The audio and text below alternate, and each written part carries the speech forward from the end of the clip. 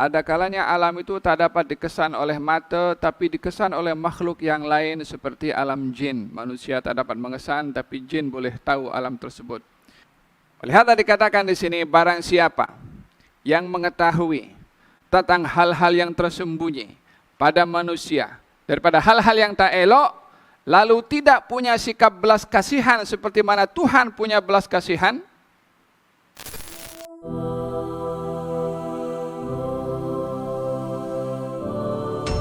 ada pada manusia. Man ittala'a ala asraril ibadi lam yatakhallaq birrahmatil ilahiyyah kana ittila'uhu fitnatan alaihi wa sababan li jarril wabali ilaihi. Barang siapa yang mengetahui hal-hal yang gaib dan rahasia pada manusia, lalu tidak mempunyai akhlak belas kasihan yang ianya adalah sifat Tuhan, maka pengetahuannya akan hal-hal yang gaib pada manusia menjadi fitnah kepadanya dan menjadi sebab kebinasaan baginya. Berbicara tentang hal-hal yang gaib, ada hal yang gaib di sisi Allah Subhanahu wa taala, ada hal-hal yang gaib yang ada pada manusia. Hal-hal yang gaib pada Allah Subhanahu wa taala daripada alam-alamnya, ada namanya alamul malakut. Alamul malakut, alam yang hanya dapat dikesan melalui ma'rifah, melalui pemahaman, melalui penghayatan, melalui tafakkur. Alam ini seperti ma'rifah kepada Allah, khusyuk, dekat dengan Allah, tidak dapat digambarkan dengan kata-kata ataupun tak dapat dikesan dengan mata. Ada alam namanya alamul mulk, alam kerajaan. Alam kerajaan ini ada kalanya dapat dikesan dengan mata seperti alam dunia yang kita ada. Ada kalanya alam itu tak dapat dikesan oleh mata, tapi dikesan oleh makhluk yang lain seperti alam jin. Manusia tak dapat mengesan, tapi jin boleh tahu alam tersebut. Alam ini namanya alamul mulk, alam kerajaan, pemerintahan. Alam yang dapat dikesan oleh mata ataupun oleh kita punya indera. Ini pada alam al-mulk dan alam al-malakut, dan ada alam namanya alamul jabarut. Alam jabarut ini yang high level lagi, yaitu kedudukan orang yang seperti para anbiya yang begitu dekat hubungannya dengan Allah Subhanahu wa taala walaupun hidup di alam al-mulk, hidup di alam dunia. Tapi kedudukan imannya, ma'rifahnya kepada Allah Subhanahu wa taala menembusi alam al-mulk, menembusi alam al-malakut sampai kepada peringkat namanya alam al-jabarut. Saya tak mau panjang berbahas dengan ini karena ianya adalah lebih halus untuk difahami oleh minda dan indera kita. Yang kedua adalah alam gaib yang ada pada manusia. Alam gaib yang ada pada manusia adalah hal-hal yang rahasia, tersembunyi daripada manusia, tidak terlihat oleh manusia yang lain. Ada kalanya hal-hal yang rahasia pada manusia itu yang baik, seperti kewalian seseorang yang tersembunyi, kedudukan tinggi seseorang di sisi Allah yang tak terdedah. Mungkin hidup di tengah-tengah kita macam biasa sebagai orang pekerja biasa sederhana yang orang tidak melihat adanya satu spesial kepada orang tersebut dari segi zahirnya.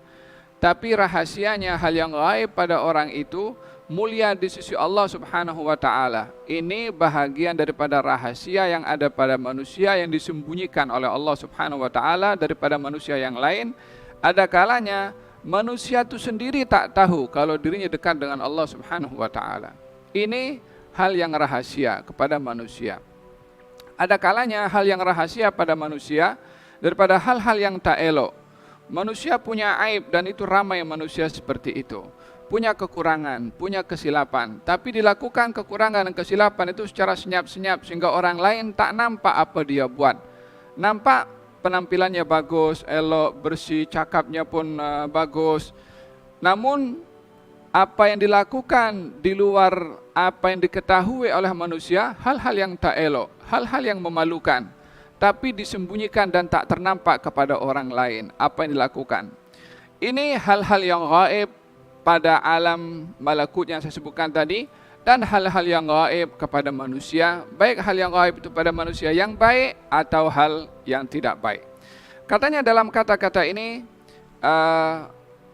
Al-Imam Ibn Athaillah Sakandari mengatakan bahwa di antara rahmat Allah kepada manusia, disebutkan oleh Allah untuk mengetahui hal yang gaib disembunyikan oleh Allah Subhanahu wa taala daripada alam tadi, al-mulk wal malakut wal jabarut, untuk dia sibuk dengan hal-hal yang mendekatkan diri dari Allah kepada Allah daripada dia sibuk untuk mengetahui hal-hal yang gaib yang rahasia daripada manusia.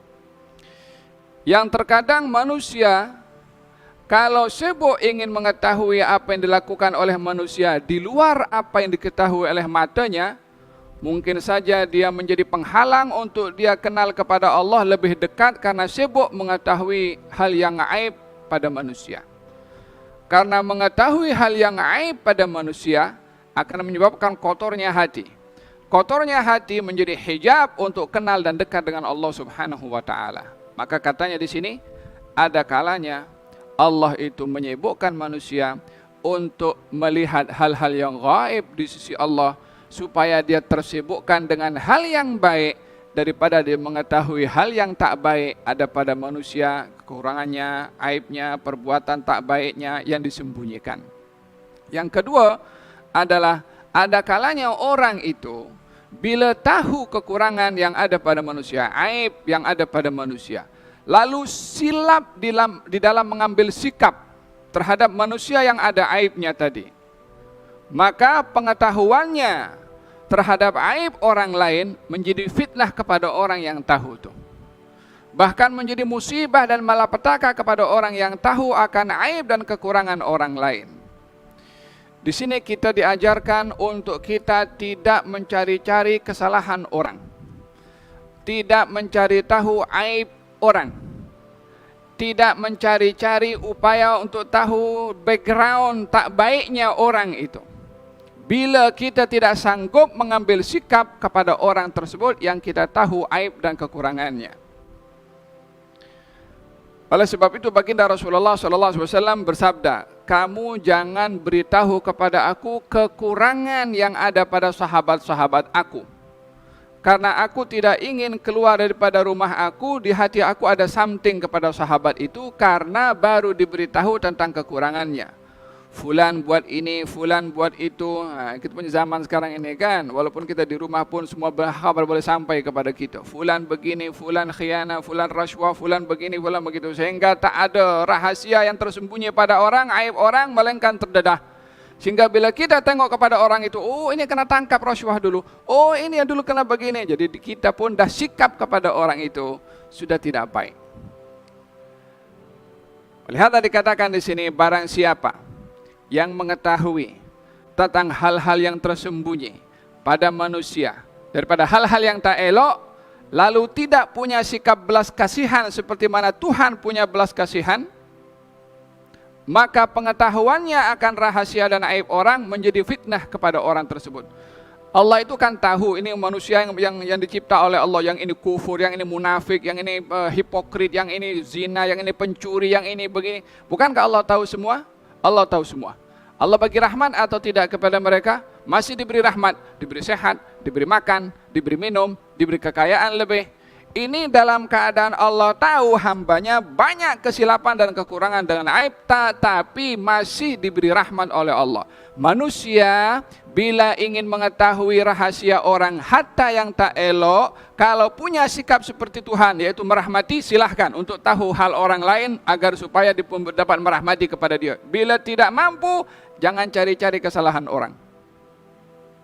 Karena bila dia tahu kesalahan orang, dia akan benci, dia akan maki, dia akan pandang rendah, dia akan begini, dia akan begitu, dan itu umumnya manusia bila tahu kekurangan dan kesilapan aib orang lain akan memandang dengan mata sebelah. Hada kata dalam athar disebutkan ada seorang anbiya diangkat darjatnya oleh Allah Subhanahu wa taala untuk mengetahui apa yang berlaku kepada hamba-hambanya Allah. Maka dia tahu rahasia hamba Allah, yang ini buat begini, yang ini buat begitu, banyak benda-benda yang tak elok dan mungkar. Dia angkat tangan, ya Allah, hancurkan dan binasakan semua orang itu. dia telah derhaka kepada engkau, dia telah bermaksiat kepada engkau. Maka Allah Subhanahu wa taala berikan wahyu kepada nabi tersebut. Katanya, wahai Ibrahim, kata Ibrahim, sesungguhnya aku ciptakan manusia ada 3. Imma an yatubal abdu minhum. Satu daripada mereka yang berbuat dosa, aku beri kepada dia taubat agar supaya dosanya diampunkan. Yang kedua, imma aku biarkan dia untuk melakukan dosa, tapi aku keluarkan daripada sulbi orang itu beriman kepada aku. Kalau dia tak mau beriman, biar keturunannya beriman. Yang ketiga, dibiarkan melakukan apa dosa yang dia lakukan sampai di hari kiamat nanti terpulang kepada aku. Nah, maafkan atau nak hukum. Kenapa engkau tergesa-gesa melihat hambaku berbuat dosa, engkau angkat tangan hancurkan mereka semua, sementara aku yang cipta tak buat macam itu? Sifat rahmat ini yang ditunjukkan oleh Allah kepada hambanya yang nakal, imma diberi taubat, atau ditunggu keturunan yang beriman, atau tunggu nanti di hari kiamat, imma diampunkan, atau dihukum terpulang kepada Allah Subhanahu wa taala. Demikian hebatnya rahmatnya Allah terhadap hamba-hambanya yang bersalah, dan ini sukar untuk disifati oleh manusia bila mengetahui aib, kekurangan, kesilapan yang ada pada manusia yang lain. Demikian hikmah, 2 hikmah pada hari ini yang dijelaskan oleh Imam Ibn Athaillah As-Sakandari. Dengan demikian, sibukkanlah diri dengan melihat keajaiban ciptaan Tuhan kepada kita, walaupun dengan kita mengetahui aib dan kesalahan yang ada pada orang. Walaupun kita tahu ini pencuri, walaupun kita tahu orang ini tak baik, ambillah sikap Tuhan. Bagaimana Allah menyikapi kepada orang seperti ini? Dengan rahmah, doakan, diberi nasihat, diberi petunjuk, tapi tidak angkat tangan, hancurkan dan binasakan. Bila itu kita punya sikap, baik jangan tahu hal orang. Wassalamualaikum warahmatullahi wabarakatuh. Alhamdulillahirabbil alamin.